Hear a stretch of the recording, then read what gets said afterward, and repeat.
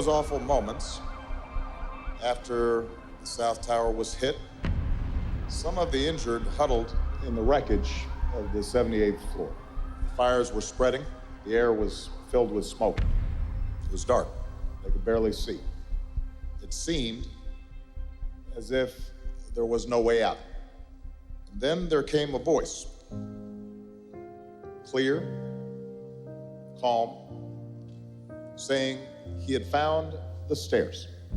Out of nowhere, and a young man came and screaming and said, "I found the stair, follow me, only help the one you can help." A young man in his 20s, strong, emerged from the smoke, and over his nose and his mouth, he wore a red handkerchief. There was just this guy, and I don't know who the guy is, that was just in a doorway, and all you heard him say was, "Over here." How do you thank somebody for that? I mean, I'm sitting here talking to you, and other people aren't. There was a story from people that got out, survivors, that somebody helped them. They didn't know who he was. They couldn't see his face. They had a red bandana over his mouth and his nose. Now that had been going on, like, you know, we didn't know whether it was it a myth? Was it something that people imagined? Without him, that particular moment, I would have been crushed or buried.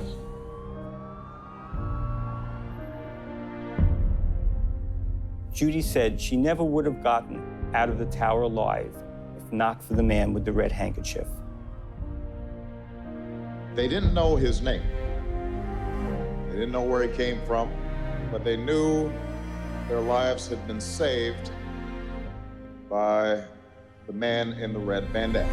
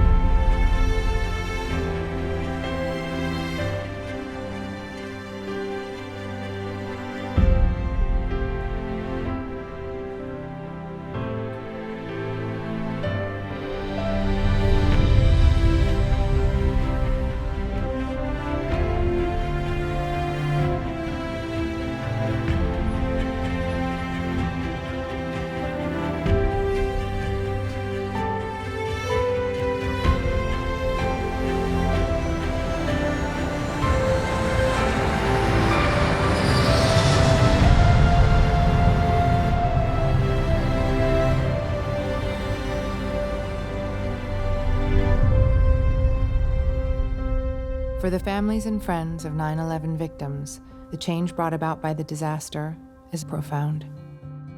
There is no closure for premature loss, only a painful, emotional wound that never heals. One such family is that of Wells Remy Crowther. Wells is the 24-year-old son of Allison and Jefferson Crowther, an older brother to sisters, Paige and Honor. Wells was among the thousands of people who were working at the World Trade Center complex early in the morning that ill-fated day. He developed a strong work ethic growing up in Upper Nyack, New York, a quaint town nestled along the Hudson River, about 25 miles north of Manhattan. Wells's mom will never forget a special gift that he received at an early age. It was the Christmas that Wells was 3 that my in-laws, my husband's parents, purchased a little red fire truck that he could sit in and ride. It was a riding toy. It became one of his favorite toys, and he was always in it, pretending to be going to fires or putting out fires. In high school, Wells was captain of the Nyack Indians hockey team and known as a selfless team player. He also excelled at lacrosse. Good job, Wells! He was the type of guy, always in your face, never let you get down, always gave you confidence. Even in the worst times, the best times, he always gave you confidence and made you want to drive and to succeed and do well. I would say he's probably one of the most loyal people you know, I've ever met. I mean, you could be anywhere. You know, you could call him at 3 in the morning and, you know, you could be in another state, and if you needed something, you know, he would do it. He was just a good-hearted kid, you know, very happy. You know, always had something positive to say. If you were down, he was the first one to come over and pat you on the back. Wells told the coach, he's like, hey, put John on a line with me. Let him skate on there. I want to get him his first varsity goal. Wells picks up the puck in the middle of the ice, makes a move on the goalie, passes the puck across to me, wide open net, shot and score. All the guys surround me, and then Wells left the celebration, went into the net to grab the puck, and he presented it to me in the locker room, him and the coaching staff. Like many young boys, Wells adored his father and wanted to be just like him. As soon as my husband joined the firehouse, Wells would go down with him on the weekends to help work on the truck. And he was small and had little hands, so they used to send him into the little places in the fire trucks that the big men couldn't reach to clean it, to get it polished up for parades and such. Wells became a junior firefighter as soon as he was able. You know, when he turned, I believe it's 14, and then once he turned 16, he could actually begin to train. He did go up to the fire training center here in Rockland County, and he did see live fires. This photo of Wells was taken when he was 19 years old, and it was in September, Chief's inspection parade, wearing his dress uniform for Empire Hook and Ladder Company #1. He was carrying a ceremonial axe. We always get the young guys to carry the heavy axes in the parades. Wells learned much about firefighting from his friend and mentor, Harry Wanamaker. Harry was a lieutenant in the fire department. He was a member of Empire Hook and Ladder Company #1 and a very good friend of mine and Wells's. Based on his disposition and his manner, he was just, he would never give up. If I was a soldier in a foxhole, I'd love to have Wells next to me, I think. After Wells graduated from high school, he went on to Boston College, where he spent a very happy 4 years and was a member of the Boston College men's varsity lacrosse team. After graduating in the spring of 1999, Wells was hired by Sandler O'Neill and Partners as an analyst and quickly promoted to equities trader. You know, he was active. His eyes were active. He was moving. I can tell if a guy's going to make it or not just the way they walk on a trading floor. Wells was proud of where he worked. While posing for this June 2001 photograph with Harry, he instructed his dad, "Make sure you get the Twin Towers in the background." Just 3 months later, on September 11th, Wells left his Manhattan apartment and was working behind his desk on the 104th floor of the South Tower. This beautiful and cloudless day in the Northeast United States would soon turn into one of terror. American Airlines Flight 11 departs Logan International Airport in Boston, bound for Los Angeles.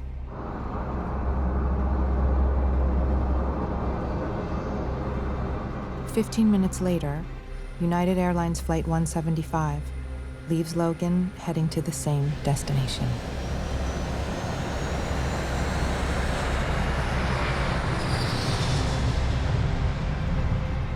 Not long afterwards, the pilot hears and reports an ominous transmission from Flight 11. Is that American 11 trying to call? Buddy, we have some claims. Just stay quiet and you'll be okay. We're returning to the airport. Within minutes, Flight 175 is also hijacked by another group of terrorists who would turn both aircrafts into flying bombs. At 8:46 a.m., Flight 11 crashes into the North Tower.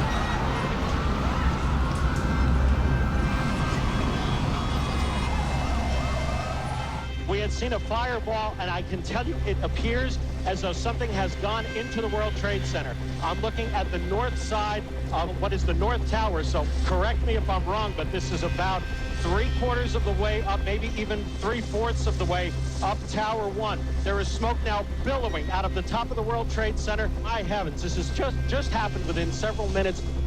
Following the first crash, Wells speaks with his college roommate, John Howells.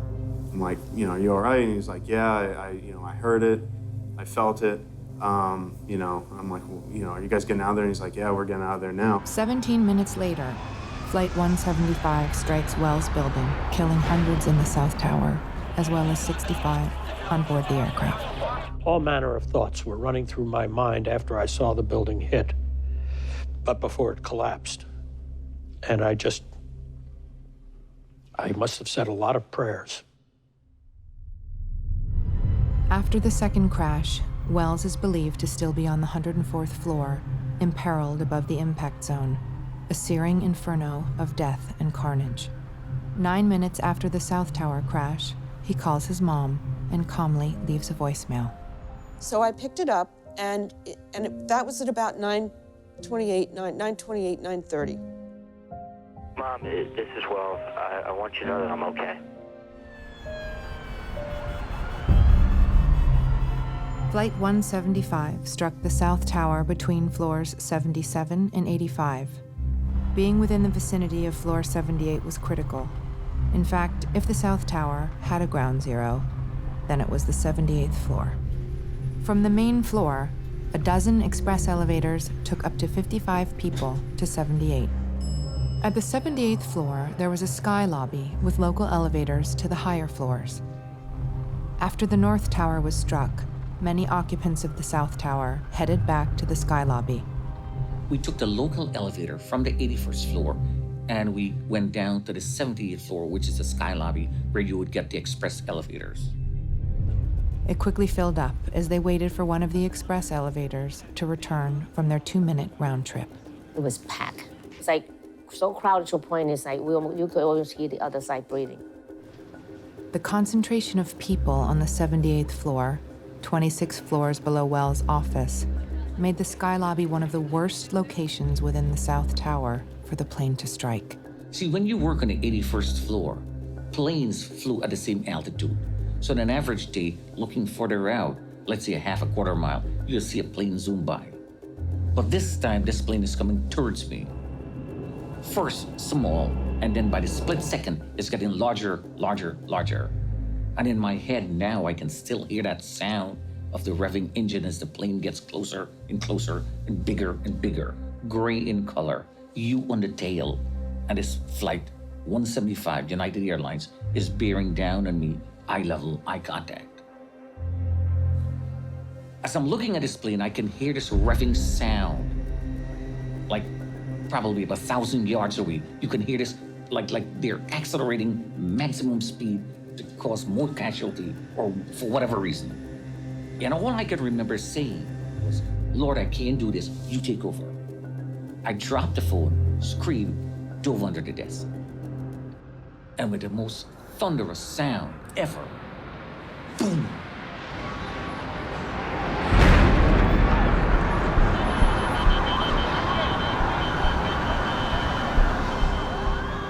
When I felt the blast, I didn't know what was happening. I just knew it was some sort of bomb or something. There was this horrendous noise, an explosion. Then all hell broke loose. Then things started flying at us. I was pushed down to the ground, like everybody was. There was horrendous crying and screaming going on. I got knocked flying. And, the false ceilings all came down, and debris and dust, and all the lights went out. It's louder than you could imagine.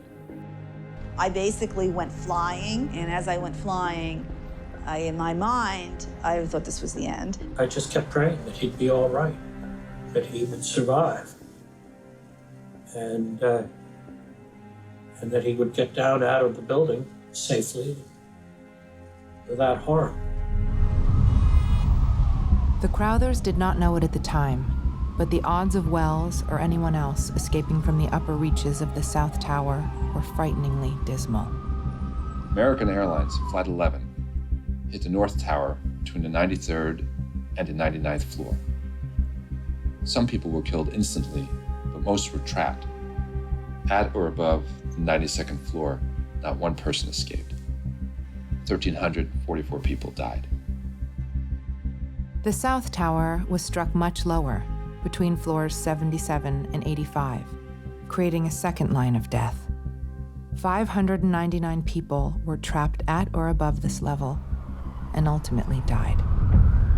However, unlike the North Tower, 18 people in the South Tower were able to miraculously escape from this zone. Many of them were severely injured and desperately needed help. Because I don't feel anything, not a thing until I get to the hospital. I didn't know I was burned at all.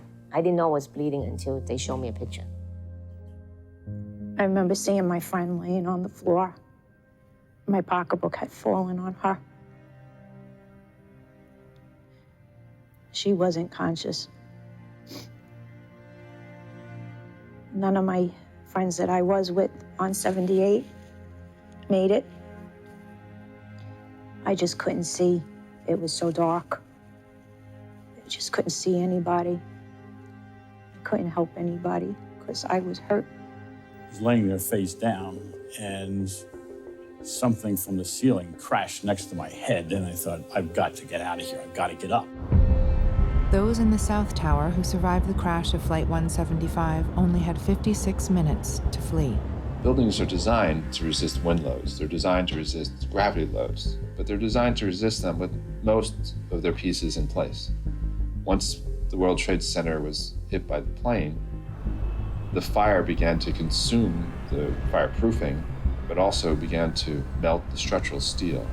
Much like your joint in your knee, the joints that held the floors to the walls gave way.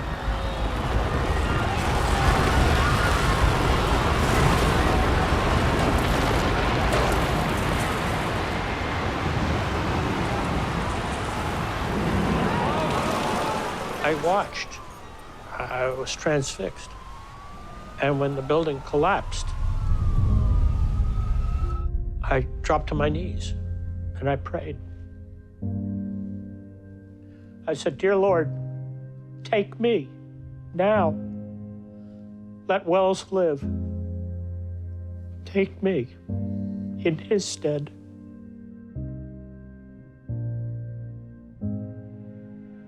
I tried calling him. I couldn't get through. The phone rang again. It was Allison. When I heard that news, I just knew. I said, oh my God, Wells is gone. I just knew.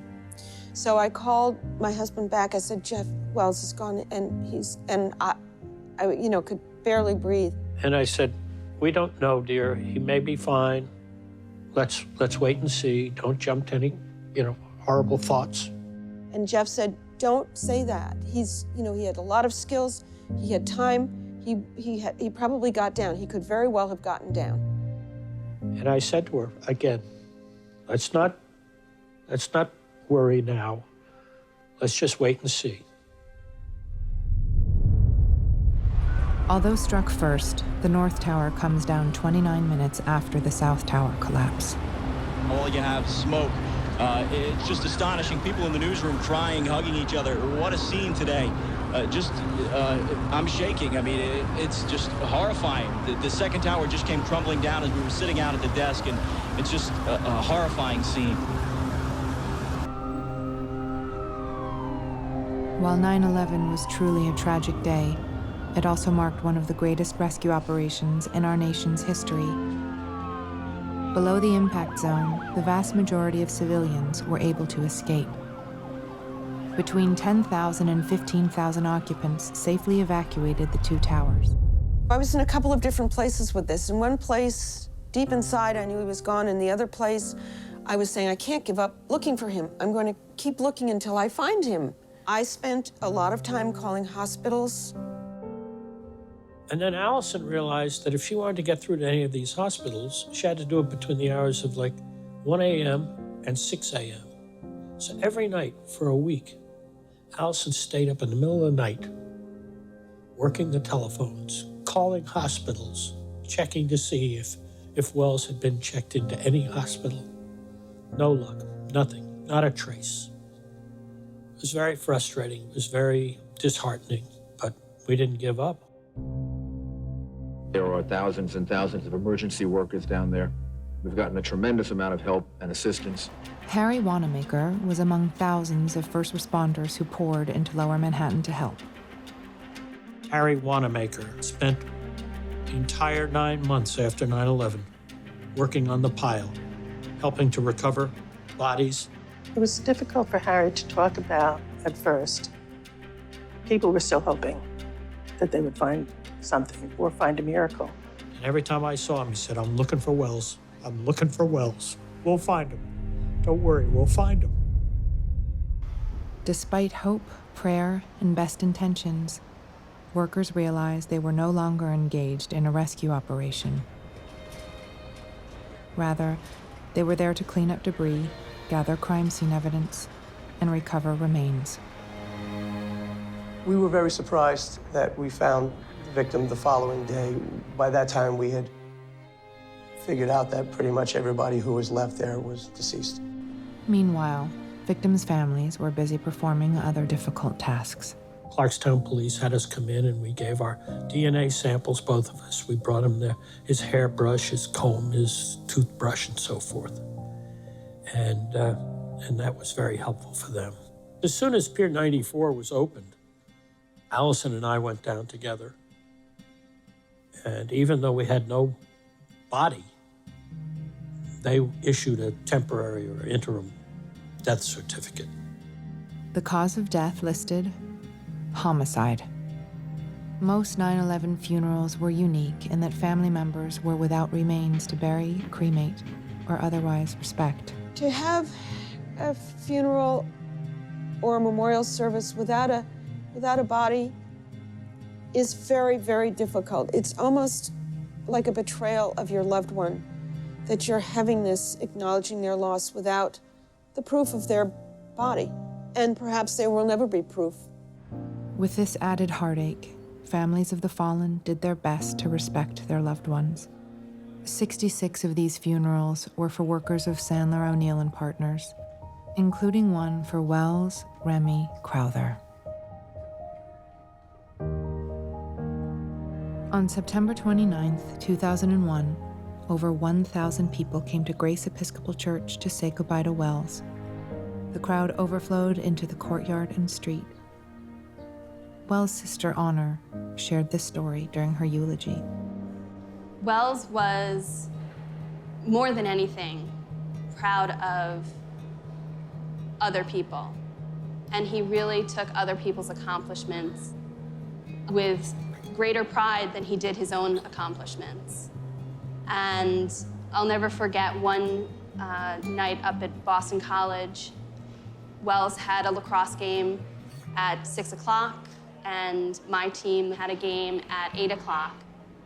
And Wells' team lost, but he and a number of his teammates stayed to cheer us on. And although we lost, I scored 3 goals in the game. And after my 3rd goal from the stands, I heard him yell down,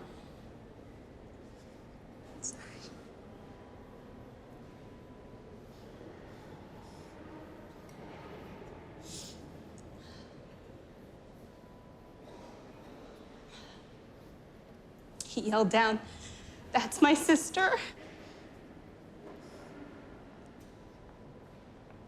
And he was more excited for me than he would have been if he had scored 3 goals in his own game.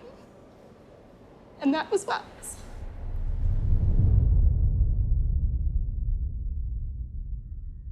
Like others who have experienced a loss, the Crowther family continues on, but with irreparably broken hearts.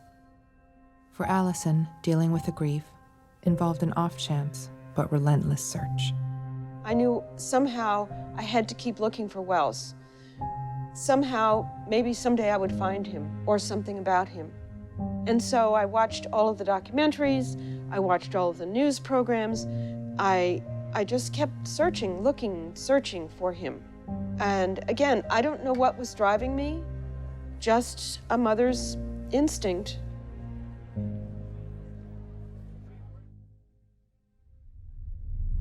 Meanwhile, recovery efforts continued well into the spring.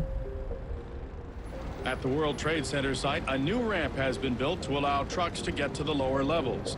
Now, for the first time, workers will be able to explore what is under the old earthen ramp. New York City Fire Commissioner Nick Scopetta. That ramp is very close to covering what was one of the command centers. So it's entirely possible that there will be more recoveries. Rich Lamb, WCBS 880 News.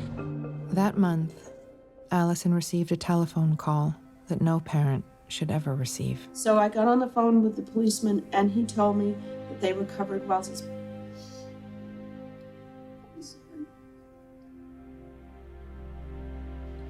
That they'd recovered Wells's body from Ground Zero, and he'd positively identified him.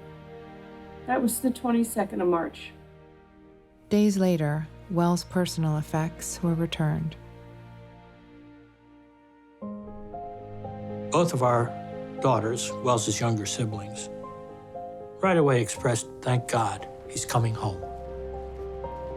He's back with us, and so I had this very deep sense of contentment that some sort of circle was completed. What I didn't know was that his spirit was going to carry on in such a powerful way.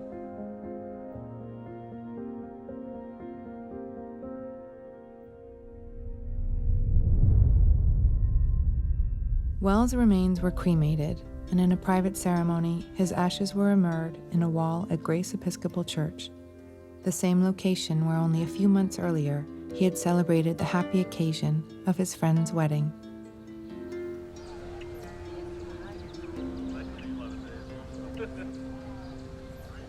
Despite the recovery of Wells' body, Allison never gave up looking. I just knew I had to keep searching, even after months. Anything new came up, I would read it, I would watch it. I just wasn't going to give up looking for him.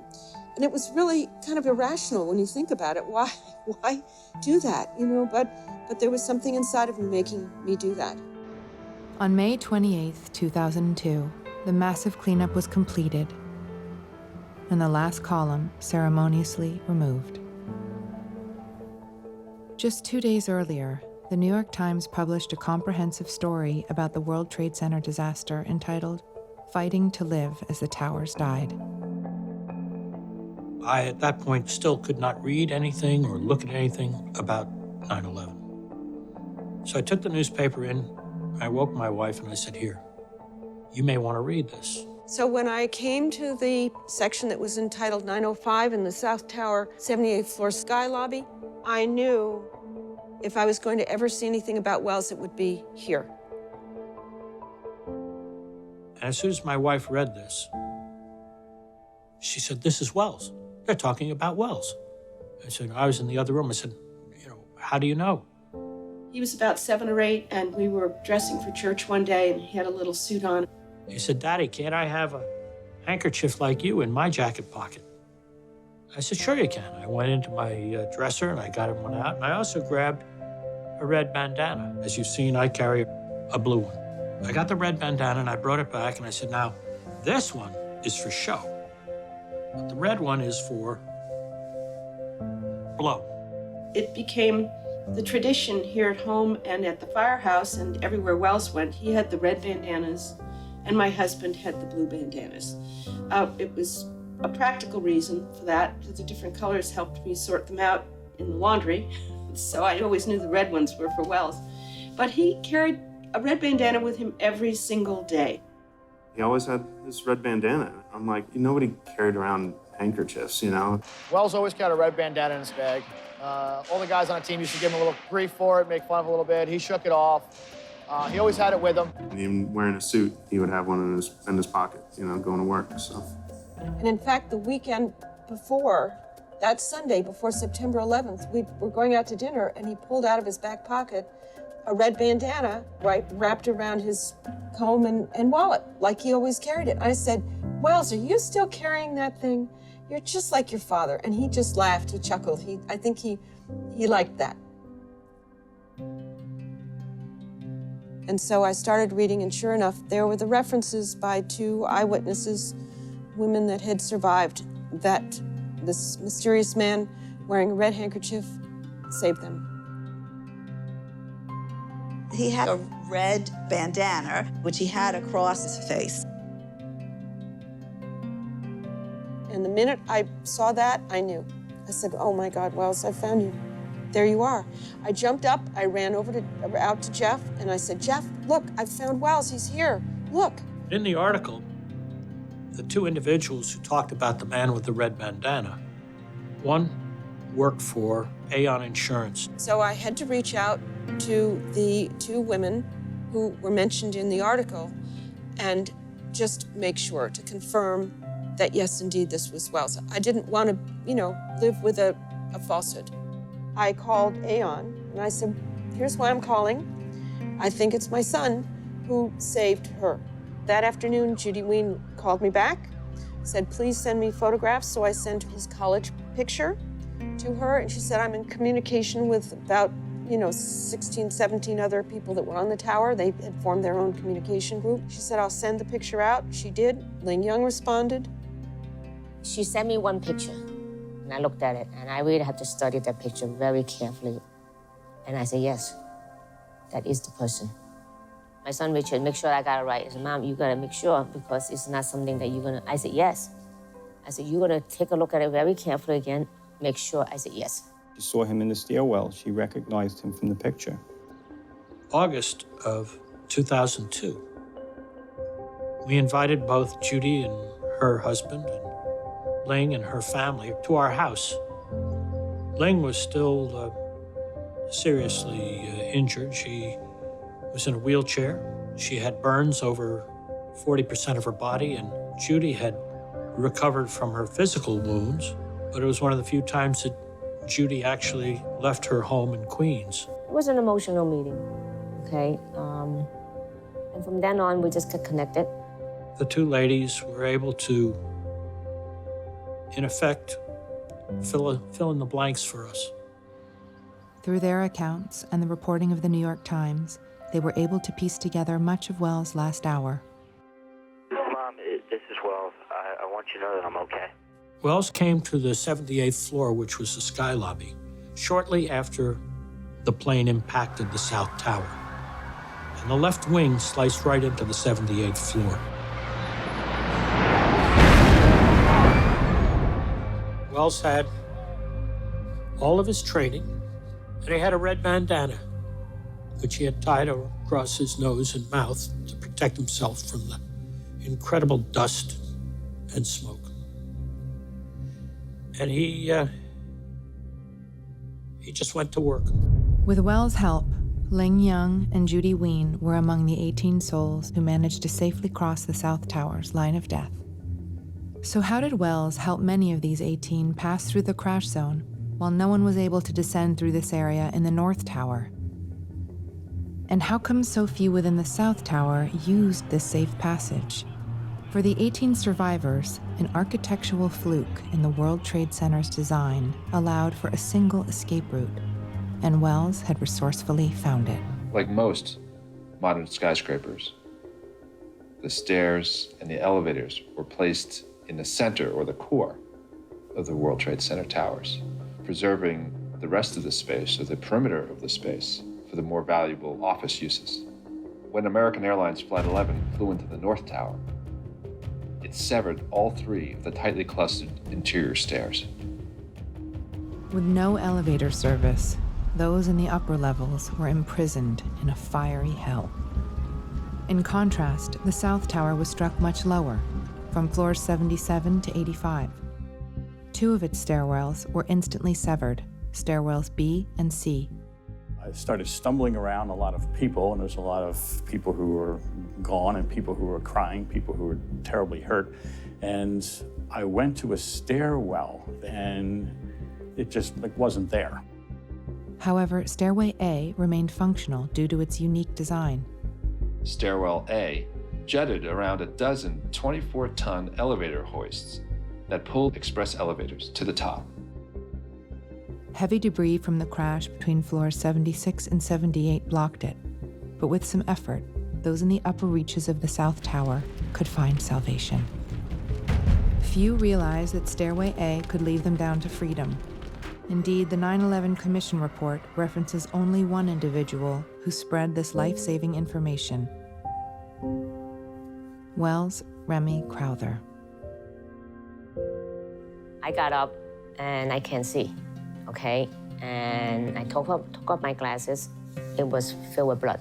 I started making my way to the closest stairway, emergency stairway. I felt the doorknob. There was nothing there, but when I opened up the door, there was smoke coming out of the stairway. It was dark, the stairway, but it wasn't enough to keep me out at that point. And we looked around and said, we can't leave because we don't know how the floor was. And we were afraid if we just moved, the thing might collapse on us. So we just kind of sat there and waiting for help. Wells came out of the smoke and dust and found a group of people who were sitting on the floor. They were afraid to move because the visibility was so bad they thought they'd fall through a hole in the floor. Then all of a sudden, out of nowhere, and a young man came and screaming and said, I found the stair, follow me, only help the one you can help. He said it in such a way, we say, let's go. When I got down to the 78th floor, it appeared that the stairway ended going any further down. At that point, I started feeling around the wall, but it was still a smoky condition, and it was hard to tell without a flashlight. But I did back myself up into a corner, and I felt the doorknob, and much to my relief, when I turned the doorknob, it opened. Upon entering the 78th floor, I heard a man's voice. He screamed out, don't take those stairs, take these stairs. I started to run towards where I heard the voice. When I got there, there was a young man there, and he was helping injured people and non-injured people. He was lining them up, getting them ready to go down the staircase. When I got to them, I just ran right by them. According to Judy, it's the same thing with me. It's the way that he said it. We just got up and we just followed. He said, is there a fire extinguisher? And the man said, yes, over here on the wall. Wells took it, went, put out a couple of fires, came back and said, are you ready to go? And they said, yes. Can someone carry the fire extinguisher? I picked it up. I found later down the road, they told me it was 25 pounds. It didn't feel like anything at all that day. I was able to go down one or two flights. There was a wall knocked down, and I started to go under the wall. I was able to lift the wall up maybe 1 or 2 feet, and it just kind of popped, and it got hung on the banister of the turn where you go down. I went underneath at that point, and then the next floor down, the wall was down far enough where I was able to jump on top of it, and I just kind of rolled to my left and then just continued going down the stairs. In that first group, Wells had carried a young girl over his shoulder because she was in shock. In the same moment, I didn't know I was hurt. Okay, I just went. Wells was carrying a light-skinned black woman. I think she was skinny, if I remember correctly. And he dropped her off and said, I'm going back upstairs. I mean, he could have continued going down with us, but he didn't. He decided to go back up. At that time, Wells took the bandana off his face because he didn't need it to protect himself. And Ling was able to see his full face, which is how she was able to really completely identify him. And he turned around and said, I have to go back up and help others now. Ling said, do I still have to carry the fire extinguisher? He said, no, I don't think you'll need it. So she put it in the stairwell. Wells went back up. I can tell you the fire started getting very bad. There were beams that were just crashing down from out of the walls. It was total chaos. And the screaming and the crying was just really overwhelming. I remember thinking, well, if I can stand up long enough to breathe in the hot smoke, I'll die of smoke asphyxiation, and I won't know that I'm going to burn to death. Down was the fire, right? So we started climbing and, looking for a way out, but all the doors seemed to be locked. 2 colleagues of mine who I didn't know them personally at the time, so it was Judy Ween and Gigi Singer. We were just all kind of talking, saying, which way do we go? And myself and one of the fellows, they said, well, let's go around to, say, this side. And we started off that way. And then it was getting worse with the beams falling in the fire and all that. And then we were told by Wells, get back here, don't go that way, and go this way. And the second group was Judy Ween, the woman who worked for Aon. put together the sequence of events because she remembers seeing the fire extinguisher in the corner, thinking to herself, oh, that's a strange place for the fire extinguisher. And he directed people and us to the only working staircase, the only one that went all the way down. So we came back and went down to that area, and we found that there was a stairwell and it was lit. And we just said, this is great. So Judy and Gigi and I made our way down the stairwell. As Judy was going down the stairs, she saw wave after wave, group after group of firefighters coming up the stairs, carrying their heavy equipment. They left to keep going downstairs. Wells went back up. I then, I guess, started to look around and realized that the doors hadn't closed all the way and that maybe I could get out of the elevator. And I start pulling, but the fire is coming up from the floor and it's singeing my arms every time I'm trying to do this. And as I open the door and I look forward, what I saw was the whole floor was on fire. The people that were in the sky lobby, most of them appeared to have been killed instantly. There were some people who seemed to be alive. As I'm pulling along, you're touching each body to see if the person's alive or not alive. And that's when I met up with Kelly. That was a miracle because there wasn't many people that made it on that floor. There was just this guy, and I don't know who the guy is, that was just in the doorway. And all you heard him say was, over here. The door was open and you could see a light. Going towards the stairwell was me, Kelly Ryer, Keating Crown, and he guided us down there. And I don't know whatever happened to him afterwards. I just held on to Kelly for dear life. I held on to his belt buckle. And we just started going down the stairs. Got through it by just kind of calling out floor by floor. You know, okay, we're at 66. Okay, we're at 65. You know, only 63 more to go. You know, 50. See how many we made. Floor 20. Just remembered it was the 20th floor, and I just said, I can't do this anymore because I was hurting so bad. And I stopped. Her arms were severely burned. Her face appeared to be burned. She was limping. Both her wrists looked to be broken. And Kelly just said, come on. He said, we did all these flights. You got 20 more. And I says, okay. And we just did it. Showing little regard for his own safety, Wells went from 104 to 78 to 61. From 61, back up 17 flights to 78. Down a few flights and then back up again towards the 78th floor. Donovan Cowan told the New York Times, I was there about 3 minutes, and then this guy, I don't know who he was, he said, I've found a staircase. He was trying to get people out. Somebody lifted me out of there. I got up and, felt my way towards the stairwell. And at that point, I saw all the drywall down there was on fire. Once I ran past that, the stairwell was clear.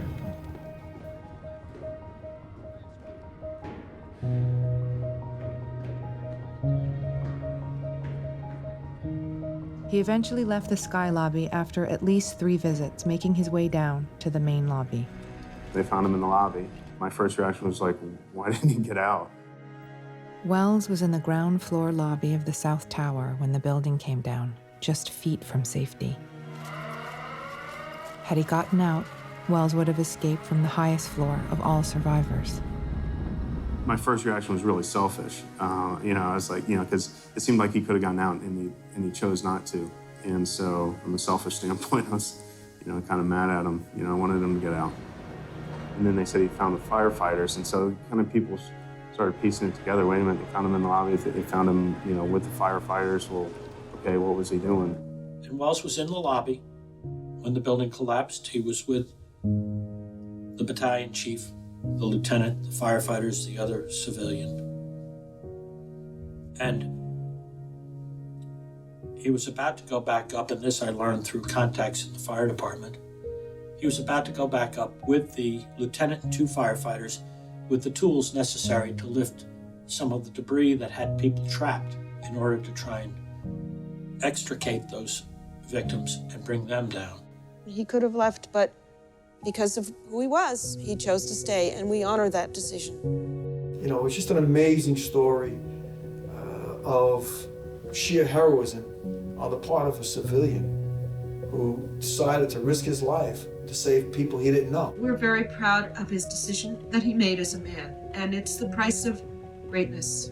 Just like I said to Alice and Jeff every year, I said, you know what, it wasn't well, I won't be here. And from the bottom of my heart, thank you very much. No one will know the precise total, but Wells shepherded down at least 10 of the 18 survivors who escaped from the South Tower's upper reaches. He showed bravery, selflessness, and grace during a brutal time.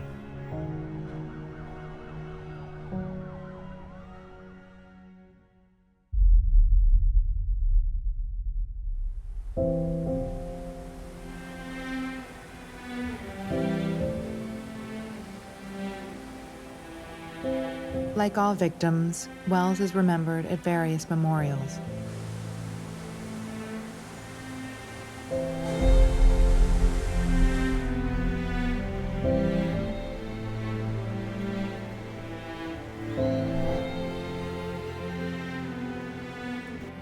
Wells is also remembered at Empire Hook and Ladder. This remembrance is unique, because there he is joined by his teacher, mentor, and friend, Harry Wanamaker. Unfortunately, Harry died in 2010 of 9/11 related illnesses. Months of physical labor on the pile eventually took its toll on Harry. He contracted cancer from inhaling toxic fumes. Through the years, Allison has shared her son's story of courage and selflessness to thousands of students. These efforts eventually led her to develop the Red Bandana Project, a character development program. The curriculum is taught at dozens of schools, sports programs, and youth groups throughout the country, and uses Wells' story to teach leadership, courage, and forgiveness. Wells is remembered in another important way. We started the Wells Remy Crowther Charitable Trust in September of 2001 because we realized people wanted to make donations, they wanted to do something, and we thought that we should start a foundation to honor Wells and to bring good in the community.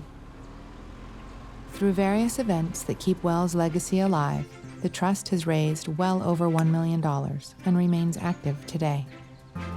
Boston College also embraces Wells. Working with Wells' family and friends, it hosts an annual 5K Red Bandana Run. I just want to thank every one of you for showing up today, supporting Wells' trust the way you are. When Wells was killed, we knew that in order for us to keep going forward in our lives, the only way we could do it would be by bringing some good from such a terrible evil.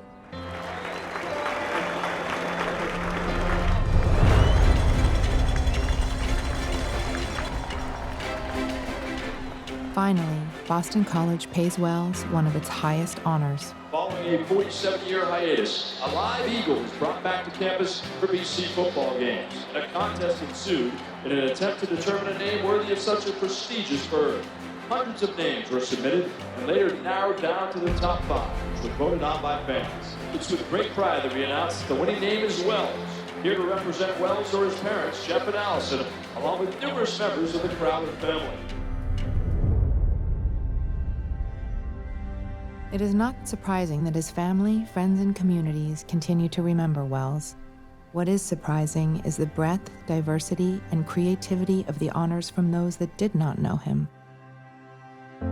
Teachers all over the country share Wells' story. The Crowthers have received thousands of letters and drawings from grade school children from all over the United States. The divine nature of Wells' actions has not eluded the clergy. He said, I found the stairs. Follow me.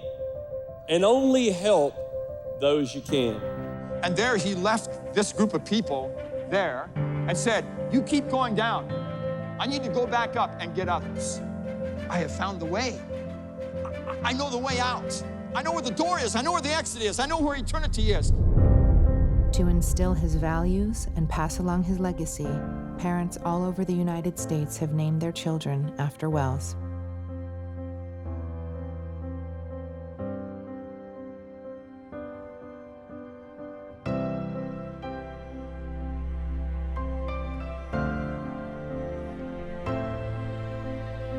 The folklore nature of Wells' heroics has even reached the White House. At the National 9/11 Museum dedication ceremony, President Barack Obama spoke to dignitaries, the nation, and the world about the man in the red bandana.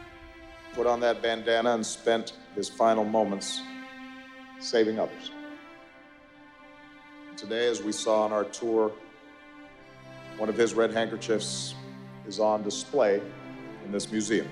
And from this day forward, all those who come here will have a chance to know the sacrifice of a young man who, like so many, gave his life so others might live.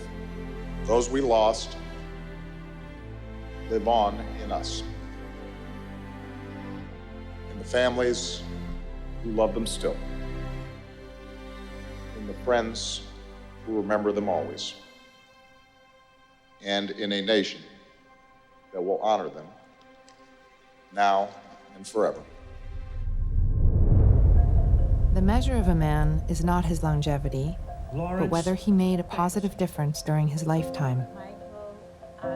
Based upon the number of people that he saved, his courage in the face of danger, and the thousands inspired by his heroics, Wells was clearly a man of extraordinary character.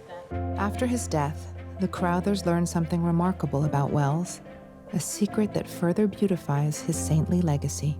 One day when I was chatting with him, and this was in August of 2001, he said, "Dad, I think I want to change careers." I said, "Excuse me? You have a job that many young men your age would die for. You have an incredible salary, you get a great bonus." He said, "Yeah, Dad, but money's not everything. My life was meant for something much more important." When I cleaned out his apartment after 9/11, I found an application for the New York City Fire Department. It was about a half to 2/3 filled out. So that was what his plan was. Wells' plan became official on December 15th, 2006. On that day, the Fire Department of New York City posthumously made him an honorary firefighter in a ceremony at the FDNY headquarters.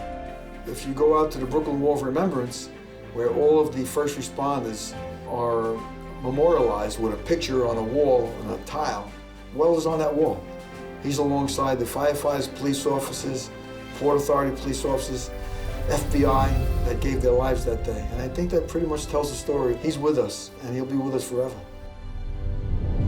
So his dream became a reality. Official. He was a New York City firefighter. Wells spent his last hour, his finest hour, realizing his dream. In doing so, he followed his mind, heart, and spirit. This is Wells. I'm okay.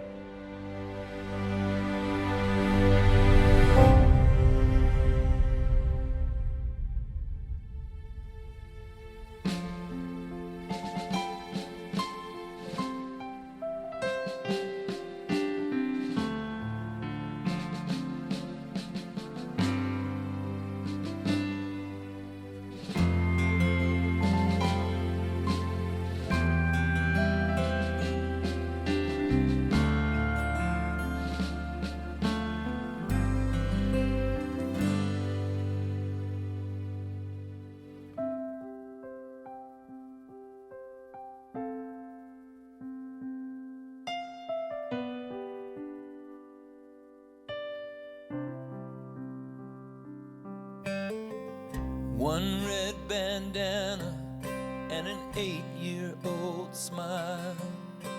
He got them from his daddy, and he kept them all the life. Adventurous and eager, a top athlete in high school. 19 was his number, a real player, win or lose. Like a fearless leader, he fought for his team to win. Got knocked down, but he got right back up again. He followed the lead of his mom and dad.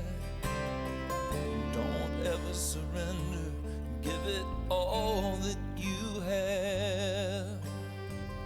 His heart believed in what he saw in their eyes. Have no fear and follow me.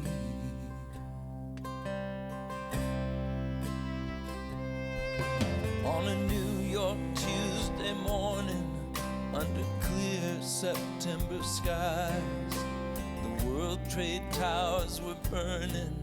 There were victims trapped inside. At the scene was the young man, and he wore upon his face that one red bandana to defy the smoking blaze. Up 15 flights he went with danger closing in.